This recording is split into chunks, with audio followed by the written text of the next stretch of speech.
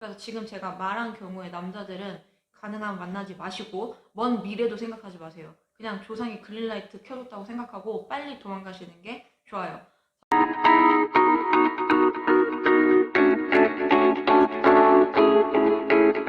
안녕하세요. 배드걸 라이프 스타일의 별담이에요.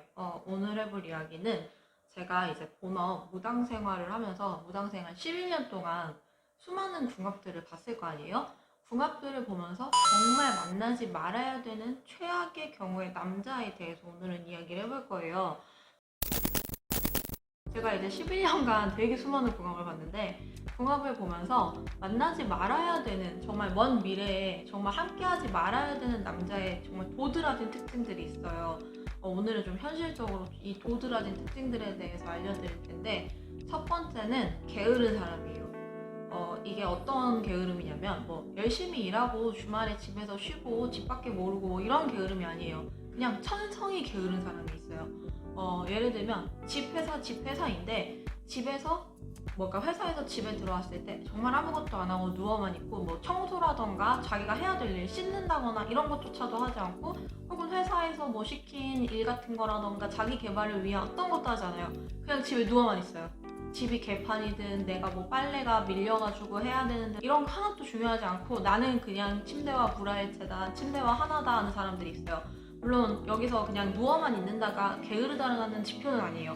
그러니까 자기가 해야 할 일이 있음에도 불구하고 해야 할 일들을 계속 뒤로 미루고 하지 않고 계속 뒤로 미루고 하지 않고 급하게 닥쳤을 때 순간에 대처하는 그런 사람들이 있어요. 뭐 운동을 하러 다니지도 않고 그냥 누워만 있는 거예요. 어떤 자기 개발, 취미생활, 활동 뭐 해야 할 일 이런 건 다 필요 없어요. 그냥 누워있는 게 최고, 누워있는 게 짱이야. 이런 사람들이 있어요. 이렇게 게으른 사람들은 만나지 않으시는 게 좋고요. 두 번째는 고집이 센 사람이라고 표현을 하는데 고집보다는 아집에 가까운 성격을 갖고 있는 사람들이 있어요.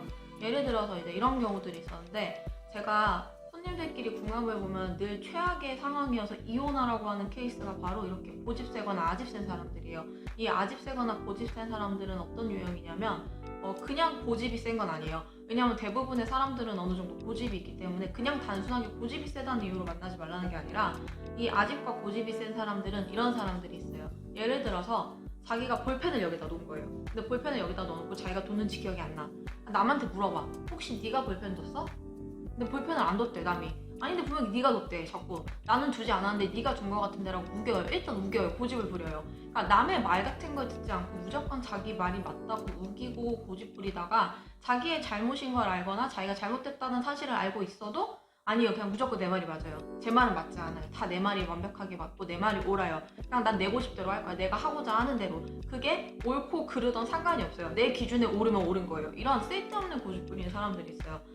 대표적으로 이제 많이 이혼을 하고 싶어라고 오는 사례 중에 하나가 바로 이 고집인데 이렇게 고집센 사람들은 남의 말을 절대 안 들어요. 내 말이 최고인 거예요. 그러니까 내 말이 무조건 맞고 옳고 네 말은 다 틀렸어. 왜냐면 내 말이 옳으니까 라고 생각하는 사람들이 있어요. 이런 분들은 안 만나시는 게 좋고 세 번째는 밖에서 잘하는 사람들.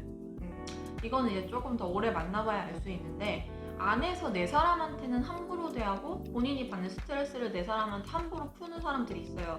자기가 바깥일로 스트레스를 받는 부분들을 바깥에서 풀던가 혹은 자기만의 뭐 운동이라던가 스트레스 해소 방법으로 풀어야 되는데 그게 아니라 자기 사람한테 스트레스를 푸는 사람들이 있어요. 술 먹고 술주정을 부린다던가 괜히 시비를 건다던가 행패를 부린다던가 혹은 내가 이렇게 힘든데 네가 나를 복돋아줘야지 너는 왜 날 복돋아줄 생각은 안 해? 아, 너 때문에 더 피곤해. 이러면서 내 힘든 것들을 뭐 상대방을 탓을 하는 남자들이 있는데 이런 사람도 만나지 마세요. 그러니까 내 스트레스, 내 문제는 무조건 밖에서 풀거나 스스로의 해결 방법을 찾아야 돼요. 근데 대부분 이런 사람들이 내 사람한테는 못하는데 나가선 그렇게 호인이에요. 나한테는 별로고 좋은 행동을 보이지 않는데 나가서 지인들이나 친구들한테 굉장히 좋은 사람들 있잖아요. 호인이라고 할 만큼의 뭐 진짜 유도리 있고 재미있고 유머 있고 막 그런 사람들 이런 남자들도 피하시는 게 좋아요. 자, 그리고 네 번째는 뭐냐면 미래가 없는 남자예요. 그러니까 이게 그 우스갯소리로 미신같이 이런 말이 있어요. 미용업계 종사자분들을 비하하는 말이 아니라 미용하는 여자들은 팔자가 드세서 미용하는 여자들은 결혼을 해도 남자를 먹여 살린다라는 뭐 이런 속설이 좀 있어요. 들어보신 분들도 계실 텐데 제가 이 얘기를 왜 하냐면 여자를 믿고 일을 안 하는 남자들이 있어요. 사실 미용사분들이 돈을 좀 벌면은 꽤 벌어요. 못 버시진 않아요. 제가 여태껏 봤던 분들 그랬었어요. 자, 그래서 여자를 믿고 일을 안 하시는 분들이 있어요. 그러니까 이런 분들은 뭐 연애하기 전에도, 연애할 때도, 뭐 결혼 전에 연애 때도 예를 들어 자기가 능력이 없고 자기가 뭔가 가진 게 없으면 사람이라는 건 노력을 해서 무언가 읽어내려고 하고 계획을 가지고 있어야 되는데 아무런 계획도 하지 않아요. 그러니까 나는 이 수중에 만족해. 내가 돈이 없든 뭐라든 돈을 모을 생각도 없고 어떻게 해서 돈을 꾸려갈 생각도 없어. 그냥 있으면 있는 대로 일단 살 거야. 난 존나 오늘만 살 거야. 내일 언제 죽을지 모르니까. 내일 죽을 수도 있어나? 이렇게 생각하시고 미래의 계획을 아예 세우지 않는 분들이 있어요. 그러니까 될 대로 되라. 어떻게든 되겠지 뭐. 일단 나는 지금 행복해. 뭐 나는 딱히 별 걱정이 없어. 이렇게 되게 해맑으신 분들이 있어요. 근데 이런 분들은 결혼하면 여자들을 되게 고생시켜요.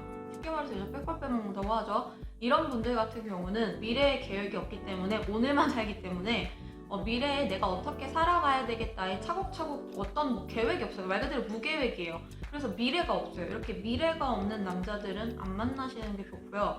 또 다섯 번째는 이기적인 남자들이 있어요. 이 이기적임이라는 건 무조건 자기밖에 모른다라고 이야기를 할 수가 있는데 상대방은 안중이 없어요. 무조건 내가 하고자 하는 것, 내가 하고 싶은 것, 그리고 혹은 내가 해야 되는 것들만 해야 돼요. 상대방이 나한테 뭔가 요구하는 것도 싫고 싸웠을 때 대화하는 것도 싫어요. 그냥 내 말이 맞아. 내가 기분 나쁘니까 네가 사과하는 게 맞아. 내가 잘못한 거 없어. 난 내가 잘했다고 생각해. 왜 난 원래 이렇게 살았는데? 나한테 많은 걸 바라지 마. 하지만 넌 내가 하라는 대로 해. 이렇게 이기적이게 구시는 분들이 있어요. 이런 사람들도 만나지 마시고요. 여섯 번째는 자기 연민이 개 심한 사람들이 있어요.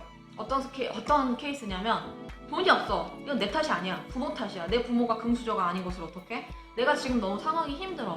상황이 너무 힘들지만 어떡해? 상황이 이렇게 날 만든 건데? 내가 노력하고 싶지만 상황이 따라주지 않고 도와주지 않아. 내 운명은 날 이렇게 힘들게 할 운명인가 봐. 난 평생 힘들 거야. 왜냐면 내 운명이 날 이렇게 만들었으니까. 난 노력한다고 했는데 제대로 되는 게 없어. 그러니까 나 이제 다 포기하고 살 거야. 이런 사람들이 있어요. 그러니까 뭐든지 상황 탓을 하고 나는 불쌍하고 나는 안타까운 사람이야. 내가 어릴 때 사랑을 못 받아서 부모의 사랑을 못 받아서 그래. 아버지의 사랑을 못 받고 엄마의 사랑을 못 받아서 그래. 우리 집이 나한테 풍요롭게 해준 게 없어서 그래. 우리 부모는 형제들 중에서도 편애하는 부모였어. 그래서 그래. 우리 부모가 맞벌이해서 이래. 이런 식으로 되게 자꾸 무언가의 문제를 남 탓으로 돌리는 사람들이 있어요. 이런 사람들도 만나지 마세요. 제가 지금 얘기한 이 6가지의 사람들은요. 대부분 이 6가지 유형을 다 행해요. 한 번에 똑같이 행해요. 그래서 제가 결혼한 분들 이혼 상담할 때 제일 많이 나오는 케이스가 이거예요. 일도 안 해. 일도 쉽게 잘 안 해. 어디 가서 일도 안 하고 게으르고 오늘만 사는 사람들이기 때문에 직장을 구하려고 노력도 안 해. 그러니까 요즘 같은 코로나 시국에는 뭐 실직하신 분들이 굉장히 많아요. 일자리를 잃으신 분들이 굉장히 많은데 그 와중에도 되게 열심히 살려고 내일을 살아가려고 노력하시는 분들이 많아요. 진짜 막노동을 하러 가던 일용직을 일하러 가던 어떻게든 일자리 단기 알바라도 찾아서 하루하루라도 벌어먹고 살려고 노력하시는 분들이 굉장히 많은데 그런 노력조차도 하지 않고 자기는 지금 상황이 이래서 어쩔 수 없이 쉬는 거라고 계속 이야기하면서 상대방한테 의존만 하고 있고 다 내 말이 맞고 다 내가 하는 말들이 다 맞고 내 고집대로 해야 되고 하는 사람들은 만나지 마세요. 그러니까 대부분 이런 사람들은 결혼을 해서도 최악이고요. 연애할 때도 최악이기 때문에 이런 사람들하고의 만남은 지향하지가 않아요. 그리고 1에서 6까지 가는 사람들은요. 예를 들어 지금 제가 말한 6가지 유형 중에 3가지라도 해당되면 피하세요. 왜냐하면 3가지를 하고 있다면 나머지 3가지도 곧 할 거예요. 절대 한 가지만 하지 않아요. 이런 사람들은 거의 가지가지예요. 그런데 반대로 남자분들만 이런 게 아니라 여자분들 중에도 이런 분들이 계세요. 계획이 없고 미래에 계획이 없고 내 말이 맞고 이기적이고 늘 남 탓만 하고 게으르고 뭐 일을 해도 하기 싫어하고 한 군데 일자리에 오래 있지 못하고 특히 일자리에 한 군데 오래 있지 못하는 사람은 만나지 마세요. 이 일자리에 오래 있지 못하는 게 자주 잘린다거나 혹은 뭐 이제 자기가 알아서 자주 퇴사를 하는 경우. 근데 이 퇴사를 하는 경우가 더 좋은 곳에 가기 위해서 공부를 하거나 뭔가 노력해서 더 좋은 곳으로 이직을 하는 게 아니라 그냥 직장 상사랑 안 맞아서 이 회사가 나랑 안 맞아서 이런 식으로 퇴사를 자주 하시는 분들하고는 만나지 마세요. 뭐가 문제가 있기 때문이에요. 혹은 자주 잘리는 분들도 문제가 있어요. 그 회사 내에서 적응을 하지 못하기 때문인데 이런 사람들도 만나지 않으시는 게 좋아요. 그 회사 내에서 적응을 하지 못하고 회사에서 빨리 잘린다는 건 결국에 그 사람의 사회성 부족적인 문제가 또 있고 그 회사 내에서 일의 능률도 있겠지만 가장 큰 건 사회성 부족인 경우가 훨씬 많아요. 그래서 지금 제가 말한 경우에 남자들은 가능하면 만나지 마시고 먼 미래도 생각하지 마세요. 그냥 조상이 그린라이트 켜줬다고 생각하고 빨리 도망가시는 게 좋아요. 자, 그래서 저는 오늘 여기까지고요. 다음 영상에서 뵐게요.